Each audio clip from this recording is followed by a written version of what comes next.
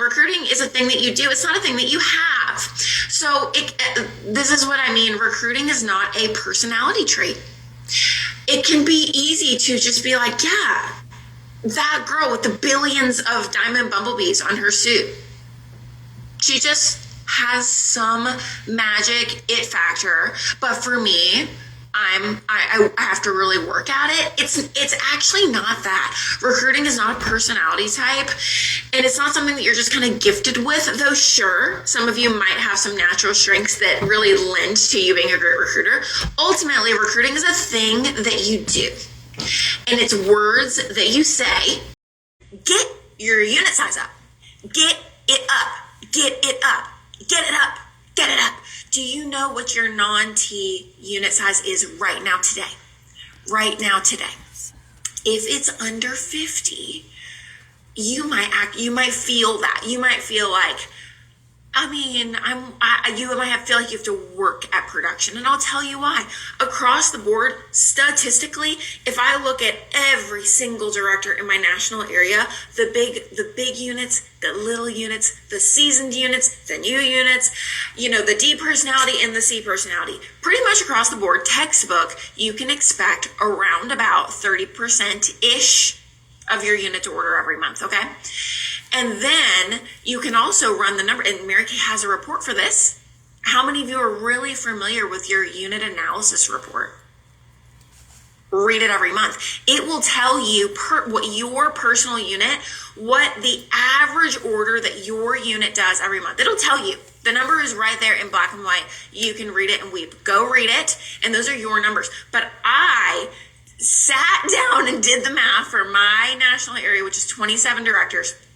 And it was so funny. Again, the big units, the little units, the old units, the new units, pretty much everybody had between 30 to 33% of their unit ordering. And I could just find this on that report. And I sat down and did the math and found out what the average order was for our national area. And it was about $360 wholesale. And I was talking to somebody and they said that is very close to the company's average for the average consultant order. Oh, Mary Jo's nodding. Okay, I'm not making this up then. So if you were to take your unit size, let's just do it really quickly. Let's just do it on my calculator. If you had a unit size of 24 people and a third of your unit were to order, then you would have, we'll round up to 8 people, right? 8 people would order. And if the average is a $360 order, meaning some people do a $225, some people do a $600, it's mine was $360. That's what I'm going to do. I don't know what the company average is, and I don't know what your average is, but you can look it up.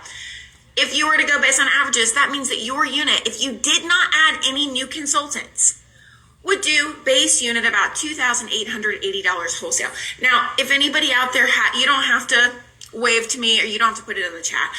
But if that's you, if your unit size is in the 20s, and I do this math, and could I say, if not a lot happened in growth this month, could you say, yeah, my base unit would probably do around that? I made my entire area do this, and I made them get it out on their calculators, and they all agreed, yep, if I didn't add any new people, this is pretty much what my base would do. So you could do that right now. Go find what your unit size is.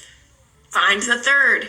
There's a report for this, and you can find out on average how many people order from my unit every month and how much are they ordering, and that will give you your base. And so it's really not until you hit 50 that number starts to exceed 4,500. It was winter of 2019 going into 2020. I was lucky enough to live near the famous Pamela Waldrop Shaw for a time being, and she took me out to lunch, and I was crying as so many of my stories start with me crying, by the way. So I was crying to Pam saying that I'm probably not gonna earn the top sales director trip this year, if we're being honest. If we're looking at my numbers and what I'm on target for, sure, anything could happen. It's the halfway point of the year, but I have not set myself up for success there. So I, probably won't be on that trip. And also, I was an executive at the time, but I was like, I'm not finishing my national area by September. We simply do not have enough momentum.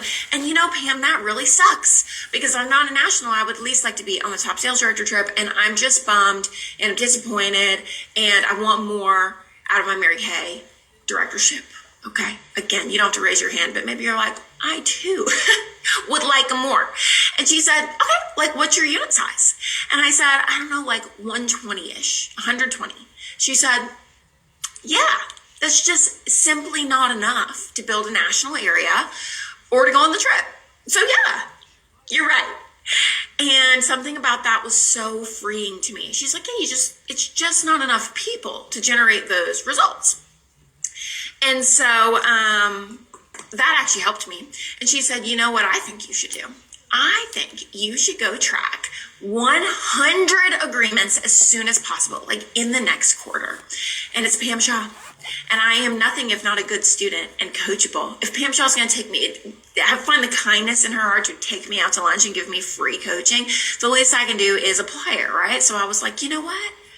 Ding, ding, ding. I can do that. I've done it before. I'm going to go get 100 agreements this quarter. I printed off a tracking sheet, blah, blah, blah. January 1st gets here. I have it's January 1st, 2020, mind you. Didn't know what was coming yet, but I got all my promotions in place with my unit. All the graphics were made. The plan was in place. We were going to start in January with 15 agreements. And I mean, I laid this out to my unit. We are doing this, girls. And in January, we had a whopping 3 agreements. So I was like, okay, well, that's January. It's fine. February will be so much better than that. I'm not even worried about it. So we'll just run it back. We'll just do the promotion. Again, 15 agreements, guys. 15 agreements. I had like a Kate Spade I was giving away when we hit 15 agreements. 3 agreements in February. Oh my gosh. March. I'm like, wow. I'm losing steam on this promotion at this point. Not having a lot of fun. The tracking sheet that I made with 100 new agreements. Collecting dust. But thankfully, thank God, I did not give up on it. I couldn't, right? And so March, I'm going to do it again. 3 agreements. For the quarter, I had 9 agreements. That is worse than when I was in DIQ. I think that was worse than when I was like a red jacket growing to DIQ. It was perhaps my lowest recruiting quarter ever of my Mary Kay career. And thank God that I had the wisdom to know, oh my gosh, if it is this hard for me to get an agreement, I definitely cannot give up on this now. I cannot give up on this now. I simply cannot. It doesn't matter how long it takes. I have to force myself to sit in this land of getting my unit size up because I can't switch focuses now. Thank God I had that wisdom and I didn't back out. So we had to do the next 90 days. But I'm happy to tell you, after working at it in April, I finally was able to give away that Kate Spade bag. And that next quarter, April through June, we had 100 agreements in those 90 days. And 1 year later, I debuted as a national sales director on July 1st of 2021.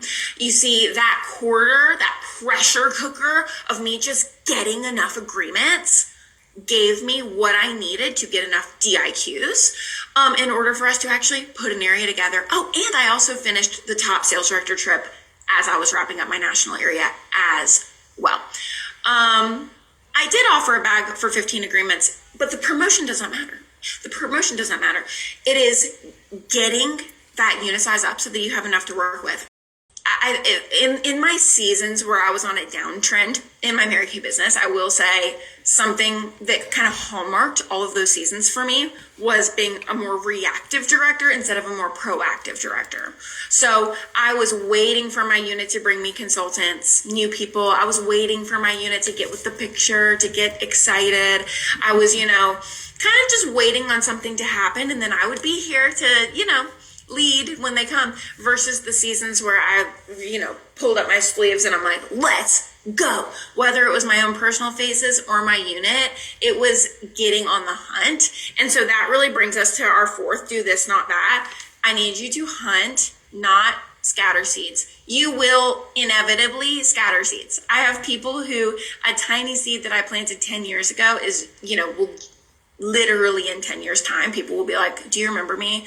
I'm thinking about doing this finally. Happens all the time, happens every year. The thing is, it's not a strategy. I don't know when those chickens are going to come home to roost. I have no idea. So I I know that they're going to happen every year. I'm going to have people who I planted seeds a long time ago bloom, but I cannot rely on it, right? So what can I rely on? Hunting.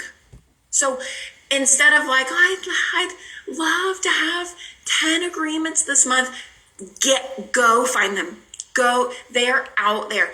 If you don't have anybody in your unit to work with to go get those agreements, tag you're it.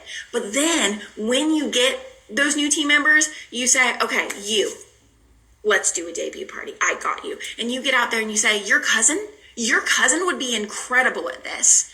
I'm going to get her on your team. Because the thing is, your new consultant, she doesn't think that her cousin would be great at this. She doesn't get it yet. But you are unencumbered and you're like, no, are you kidding me? She's amazing. I'm going to get you your first team member. And you let her know, hey, your cousin's active. You're a senior consultant. I'm so excited for you. That is what hunting looks like, my friends. Okay, last one. And we kind of talked about it. Do this, not that. Overcome objections. Do not take every bone they throw you. So somebody says, it sounds really amazing. I just don't think I have time. I have a lot on my plate. I have a very demanding job. I got 3 kids. They're in sports. So yeah, I don't think that I have time to do this right now. Say, yeah. Oh, you are definitely busy. So let me ask you this. This is going back to not word vomiting, but asking questions. To you, like if you had enough time, let's just say in a magical land, you did have enough time. Is this something that you would be attracted to? If you felt like you had time for it, is this something that you'd want to do? And if they say, yes, honestly, yes, I think it'd be a really good fit. I just don't see how. Great. We're going to go, and I'm going to tell you what you'd say to that. But you guys, do you know how many times people will say, well, they tried to throw you a bone. That's not their real objection. So you have to keep digging and be like, why? Tell me the truth. You will not hurt my feelings.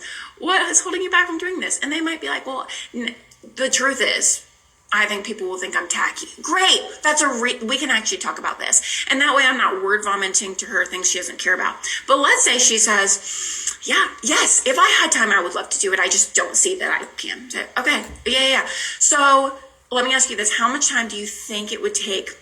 Or maybe I'll ask them how much money they'd like to make. What does being successful in Mary Kay really mean to you? And if they're like, I can make a couple $100, I say, well, how much time do you think it would take to make a couple $100? And if they say 15 hours a week, I'd be like, okay, I could see why you would think. But what if I told you it's significantly less than that?